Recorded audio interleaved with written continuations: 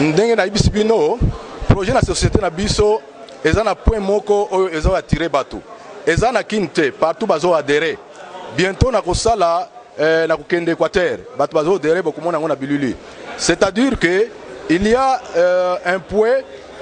où biso tobengi yango sans Dieu on ne peut rien. Ce qui oza nzambe te nzambe, c'est-à-dire bolingo, il faut la bolingo ya mboka na yo, bolingo ya population na yo, bolingo ya eloko toza na mboka na yo na kati ya lisolo wana ya bolingo nde tango otangi projet la société na biso okomona ke na kati toza devant caméra mais na kati kuna nde omoni ba voler eza ebele ozo sepelisa batu baya kwa adhérer na parti na biso ndenge na ibisaki bino eza awa na Kisasa eza partout dans le Congo bazo adhérer na kozala Équateur bientôt et na kozala Est. Pourquoi na ibisi bino ke na kati ya projet de société na volet wana développement parti pour la résistance et le développement il y a parti moko oyo tolobi ke sans les cœurs ceux qui osana motema bola muté motema na oyo tuni na bolingo nzambe ndo azo conduire yo okosala eloko moko te ekozala malédiction kasi mboka na biso eza na fondement prophétique na fondement wana eza fondement ya kimbangu qui pa vite les autres à travers eloko wana nde to lambi yango to tina projet société na biso ndenge nini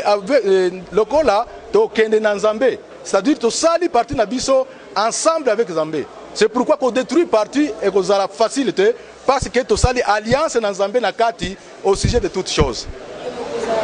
Oyebi ke biso toza na vision na yemulaki yango na Top Congo, il y a 5 composantes. Composante oyo opposition etiaki mokolo to yango na accord du 18 octobre nde biso rassemblement signaté toza na kati wana ezo kama na Vital Kamerhe, honorable Vital Kamerhe eza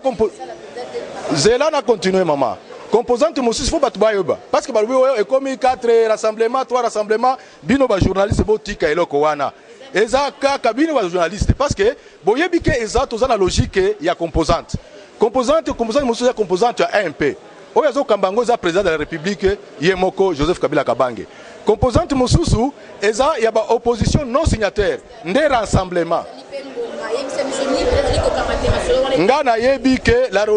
résolution 2277 nde etindaki biso to sala dialogue makambo ya 5 wana ezali président de la République asengaki yango batu basepeli nango naza convaincu que masolo wana ekokoma bien mboka na biso ko na ba élection moto oyo nzinga akotikala na satana na ye pembeni biso toza liboso na nzambe na biso.